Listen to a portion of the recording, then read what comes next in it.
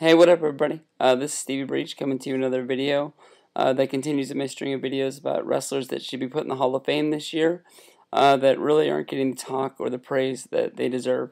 This video is going to be about Ray Traylor, the Big Boss Man, who was one of the biggest faces of wrestling in the WWF in the early 90s. Vince was able to find this guy and make him a star. As everybody knows, he's a former prison guard turned wrestler that took his gimmick and basically just ran with it, and everybody believed it. When he first came in, he was a member of the tag team Twin Towers with Akeem, managed by Slick. Right off the bat, he was put into a program with Hogan. This program main evented a lot of house shows. I'm sure everybody has seen the Saturday night's main event match with Hogan and Bossman inside the steel cage. It's on the Hulkamania VHS series, and it's also on the Best of Saturday Night's main event.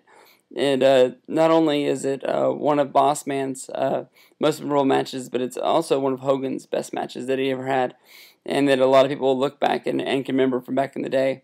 Bossman was a big heel that was turned face once the 90s rolled around, and was on one of Hogan's Survivor Series teams. That he was one of the biggest faces that they had at that point. The biggest angle that he ever ran was mostly against the Heenan family. He was also always feuding with them. Heenan was always saying things about his mama that he didn't like, and they just ran with it. Everybody knows that his theme song from back in the day, "You Better Watch Your Step" down in Cobb County, Georgia. And with the whole Wrestlemania being in Atlanta, I think that the Boss Man would be some a hometown hero that could be put in the Hall of Fame, that everybody could rally around, and that would be just as a great thing.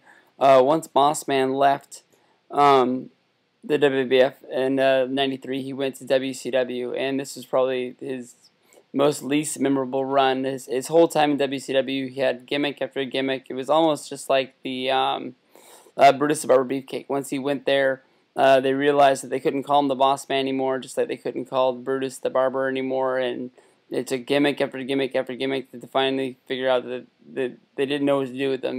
Vince was able to make this guy a star, but without that gimmick, it wasn't going to work. And you can tell that Vince knew what to do with this guy, because once the late 90s rolled around and his WCW deal ended, he was able to go back to WWF, and Vince made him just as big as a star as he ever was.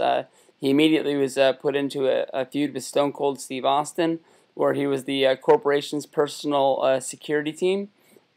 From there, he was a tag team of Ken Shamrock that held the title for a long time, as well as he had memorable runs with the Hardcore Championship.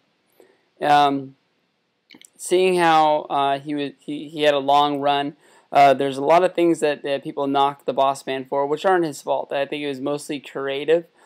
Two things that pop out when you think about the Big Boss Man is the Kennel and Hell match, or the Hell in the Kennel, whatever it was. They had the damn Hell in the Cell wrapped around a steel cage, and they had dogs in there humping and pooping in there, and that was strictly crap. That was the match with Al Snow. The whole feud was based around that Boss Man stole Al Snow's dog Pepper and then fed it to him as Chinese food, and it was just basically it was a great idea on paper that didn't work out, and you can't really hold that against Boss Man.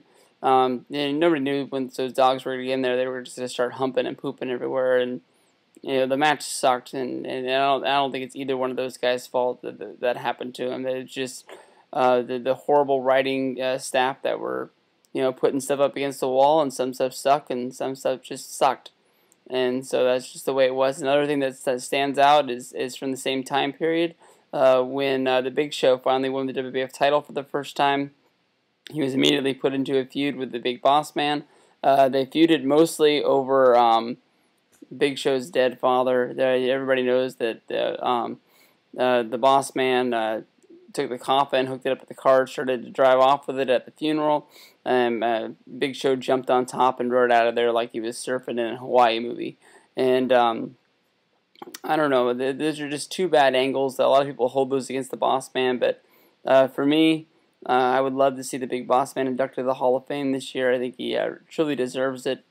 and was great for wrestling. And he's not some guy that you can look back against. He is dead, and it would be hard to find somebody to put him in the Hall of Fame. A lot of his friends and foes aren't in the company or in the public eye at all, but I'm sure if they wanted to, they could find a way to do it, and it'd be a great hometown hero to put in there.